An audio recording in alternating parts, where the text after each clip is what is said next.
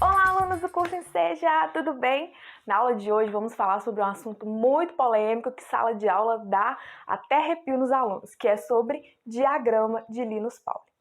Bom, gente, diagrama de Linus Pauling, vocês têm que relembrar o quê? Os modelos atômicos, né? Que os modelos mais famosos, aqueles que caem em prova, que é Dalton, Thomson, Rutherford, Bohr. E o que vocês têm que lembrar para a aula de hoje? A gente tem um núcleo, né? E a gente tem a eletrosfera. Dentro da eletrosfera, a gente tem o quê? As camadas. E essas camadas são os níveis de energia, né? Da eletrosfera. Então, a gente tem a camada K, L, M. Vocês têm que lembrar que a gente tem 7 camadas. Então, é a K, L, M, N, O, P e Q. Então, dentro dessas camadas, foi descoberto o quê? Que os elétrons se organizam também em subníveis de energia. E esses subníveis, eles são chamados de S, P, D e F. Por exemplo, dentro da camada M, a gente pode ter subníveis de energia S, P, D, por exemplo. Mas para ficar um pouquinho mais claro, vem comigo. Então, pessoal, voltando, né, do Linus Pauling. O que a gente viu até agora? A gente sabe, a gente pode tirar através dos modelos atômicos. A gente sabe que o átomo, né, ele vai ter 7 camadas. Essas 7 camadas, antes elas eram chamadas de quê? K, L, M, N, O, P, Q. Bom, gente, então até aqui vocês já viram a respeito de modelos atômicos, né? Então, o que vem de novo no diagrama de Linus Pauling? Vem de novo o número de elétrons que cabe em cada uma dessas camadas. O número máximo de elétrons. Ou seja, na camada K, que é a camada 1, cabe no máximo 2 elétrons. Na camada 2, 8. Na camada 3, 18. Camada 4 e 5, 32. Na camada 6, 18. E na camada 7, 8 elétrons. Isso é o número máximo de elétrons. Vocês lembram que a gente tem o quê? Esses são os níveis de energia, de 1 a 7. Então, é como se fosse várias caixas de sapato. Então, a gente tem um nível de energia. Nessa primeira caixa, só cabe 2 elétrons. Nessa segunda, já cabe 8.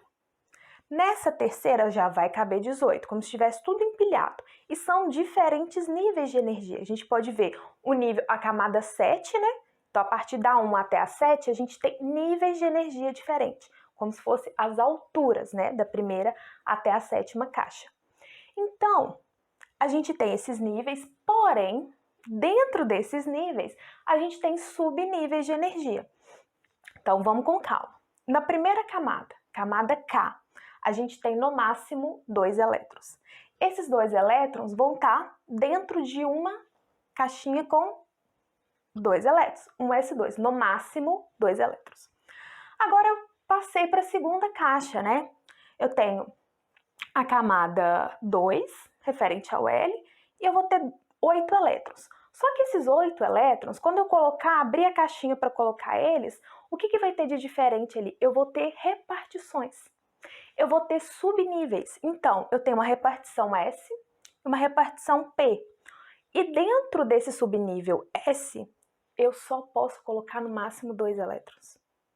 E dentro desse subnível, ou seja, dentro daquela repartição P, eu só posso colocar 6 elétrons. Agora, quando a gente vai aumentando o nível de energia, a gente tem possibilidades de subníveis diferentes. Por exemplo, a gente tem o subnível D, que é aquela repartição que vai caber 10 elétrons no máximo. Eu posso ter menos elétrons? Posso. Mas eu posso ter no máximo 10 elétrons quando eu estou no subnível D. E agora o subnível F, eu tenho 14 elétrons.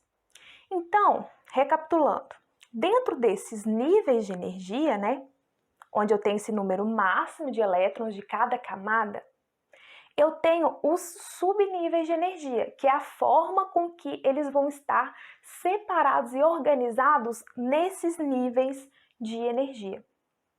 Só que eu não posso colocar isso de uma forma aleatória, né? tem uma forma correta de se colocar. Através disso que vem o diagrama de Linus Pauling, que vocês conhecem, que é para a gente organizar esses elétrons em subníveis de energia, correto? Então, não é uma forma aleatória que a gente vai colocar esses elétrons dentro dos subníveis e dentro dos níveis de energia. Então, ele separou sobre subníveis de energia, segundo esse diagrama, que a gente analisa como? De forma diagonal.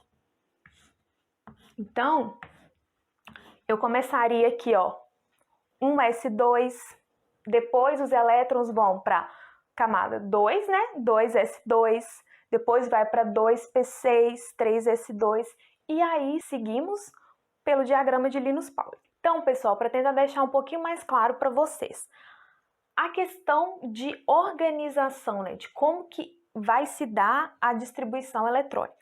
Então, aqui eu coloquei cada bolinha como representando 2 elétrons. A gente começa a colocar os elétrons nos subníveis com menor energia, até completando com os subníveis de maior energia. Então, aqui a gente começaria num S, depois 2S, 2P, 3S, 3P. Isso daqui seria o diagrama de Linus Pauling, entretanto, representado de uma outra forma. Aqui, vocês têm que lembrar o quê? Subnível S, até 2 elétrons, subnível P, até 6 elétrons, subnível D, até 10 elétrons. E uma coisa interessante que eu trouxe aqui para vocês, que aqui vocês podem observar que o subnível 3D, ele é mais energético do que o subnível 4S. E é por isso que o diagrama de Linus Pauling vem naquela representação na diagonal. Muitas pessoas têm dúvida, mas por que a gente não segue a linha horizontal? 1S2, 2S2, 2P6, seguindo de forma horizontal. Porque a gente está analisando níveis de energia. E se a gente for observar, tem, por exemplo, aqui o nível 3D, ele é mais energético do que o 4S. Então, o 4S ele vai ser preenchido primeiro do que o 3D. Lembrando que a gente sempre vai preencher os níveis de energia do menor, ou seja, o que tem menos energia, para o que tem mais energia. Então, vamos fazer um exercício. Espero que vocês tenham entendido, mas vamos agora realmente ver se vocês entenderam. Bom, então a gente tem aqui o elemento hélio, o hélio com o número atômico, né, 2, e como ele está aqui na sua forma neutra, a gente tem 2 elétrons no átomo de hélio. Então, a gente começa lá pelo diagrama de Linus Pauling. 1s2. Eu tenho 2 elétrons para distribuir e aqui já preencheu, porque no subnível S eu posso colocar até 2 elétrons. Então já distribuí os 2 elétrons. Qual que é a distribuição de Linus Pauling para o átomo de hélio? 1s2.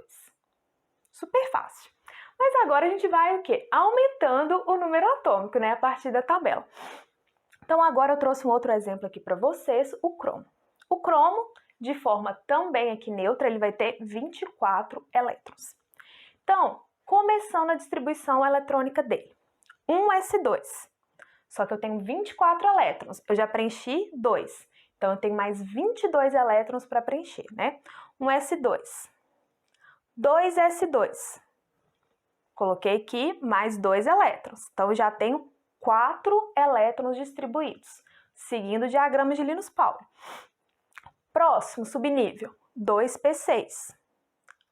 Agora eu tenho 2 mais 2, 4, mais 6, 10 elétrons distribuídos. Vamos seguir na setinha lá do diagrama. 3s2. Agora eu tenho os 10 mais 2. Então, eu tenho 12 elétrons distribuídos agora. Vou seguir a setinha na diagonal. 3p6. Antes eu tinha 12. 12 mais 6, 18. Agora eu tenho 18 elétrons distribuídos. Seguindo a setinha. 4s2. Eu tenho agora 18 mais 2, 20. E agora são o quê? Para chegar nos 24 elétrons. 4 elétrons. Eu posso colocar esses elétrons aqui no subnível S? Não. Então, a gente vai seguir no diagrama de Linus Pauling. 3d Só que o 3D não era 10, mas ele pode suportar ali no máximo 10 elétrons. Mas eu só tenho mais 4 para distribuir. Não tem problema. Eu coloco 3D4. Por quê, gente? A gente não pode colocar mais elétrons naquele subnível, mas a gente pode colocar menos. Ele suporta até 10. Então, a distribuição eletrônica, né, do cromo fica desta maneira. Então, um resumão da aula de hoje.